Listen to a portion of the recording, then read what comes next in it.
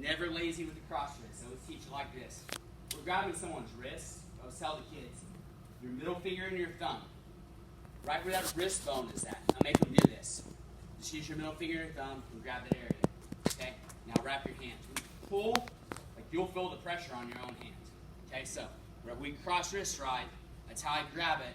And this is lazy. I always keep it deep in the hip. Okay, putting the pistol in the holster. Putting it back in here. All right, so the very first move on this series, we call this our 3/4 series. I'm going to do an old school little kid side 3/4. All right? And if you do it right, it is super effective. My workout partner in high school was a 2-time state champion in his way through 2 state tournaments with the side 3/4. I've had probably, 4 state champions, 3 of them that pin all the way through the state tournaments, and 1 I'm ankle riding. Here's how I do my side 3/4. My free hand is going to make the wrestler's grip, so no thumb, like this, no thumb. I'm going to reach up and cup the side of his head and pull it sideways. Don't grab the headgear. Just cup his head and pull it sideways. People are strong up and down. That's why you get those kids that can like bridge themselves up. People are not strong side to side. So I want to put his ear on his shoulder, just like this, to take away that strength in his spine. Pull his head sideways.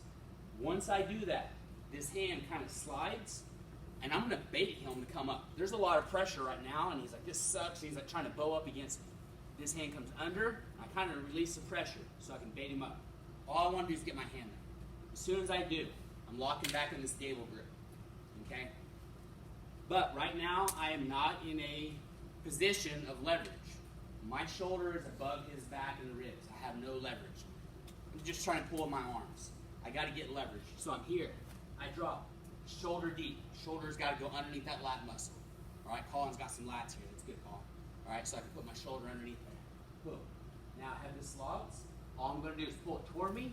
As soon as his shoulder hits, I rotate and I post off my forehead. Okay? If I fall on my side, that's fine. Sometimes people do that. Just keep this leg trapped. I pour down, the shoulder hits, I rock it, get my pin. Okay, the most basic ones that we do that are very effective. And none of this is theory. These are things that we've been doing and pinning people with consistently. My first 2 years of doing this, guess what everybody said?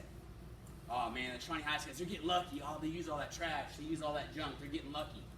All right? After consistently being good with it, now guess what they're saying? Coach, will you come in and do a clinic for us? Will you come in and show us how to do it? Okay, because it works year in, year out. And I'm like, no, because you also compete in Kansas. So, but I'll come up to Nebraska and show. All right, so I'm here. This time, I can't get under where I just feel like this dude's just too solid in here. Okay, I'm not going to be able to get under and get this side 3/4. So, as I'm pulling this, okay, I'm going to show you 2 ways to do it. The first one, I'm taking his back foot, and all I'm going to do with my leg is windshield wiper, like this. I want to pull his foot out. So, I'm hooked. I got weight on his head. I windshield wiper his leg. I didn't have to tell Colin what to do. He's not going to let his knee get blown out, so his leg rotates up. I lock my hands here, and I have a cradle, okay? Right now, his weight's coming backward, so I would roll backward. If his weight falls to the far hip, we'll just take him and wiper my legs. Now, I'll show you the other way that we really like to do it. We call this a freeze cradle. All right, so I'm pulling this down. If you have a kid that's a good cradler or sometimes maybe flexible, this is nice, all right? Pulling this down. I'm going to take my leg and I'm going to step over Colin's head and I'm going to pinch it down, just like this. Call it a freeze cradle because he is frozen in this position. All right, I'm trying to keep the weight off of him right now because Colin's kissing his knee and it's not comfortable. All right, my leg is here. His head's by his knee. I lock my hands, take him over. I like to get off the leg. You'll hear a lot of people like stay on the leg like this. Does anybody know why I like to get off the leg? Walk his head. I walk that knee out. Here, we get off of this so we can rotate back to the position that went from here. So I have him in this position. I'm pulling his head down. I come under this time and I have my 3/4. All right? What is one of the most common ways you hear coaches tell kids to defend the 3/4? Belly out. All right? We're listening for that. Okay? We want them to belly out. So I'm here. Belly down, belly down. Okay, as soon as he does, like, yeah, my arms are in a bad position. I'm not going to 3/4 anymore. All right? I'm going to switch my grip from this gable grip to fingertip. Gable to fingertip, gable to fingertip. I'm then going to rotate my hands from his neck under his armpit on this side, okay, to get to this assassin. I watched Ben Askren a decade ago, watched an old film of him doing this in a freestyle match. And I was like, what is that? Because I'm a technique freak and I'd never seen it, and I watched it like 1,700. I mean, I just kept watching it. Went into practice next day, played around with it. I couldn't do it. I watched it again, went back and finally figured it out. Started doing it to everybody, started teaching it.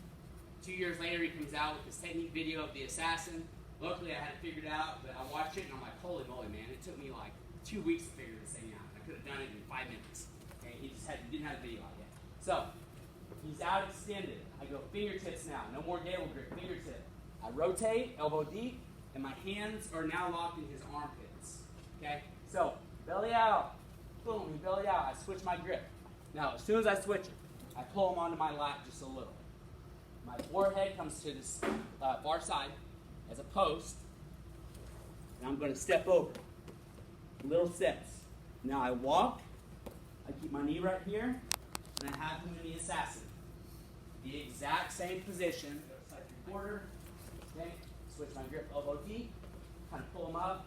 And I usually kind of do this simultaneously. I'll start taking my knee over, my head, get over, not real wide, and then just little movements to lay them down in the gap and look for the fall.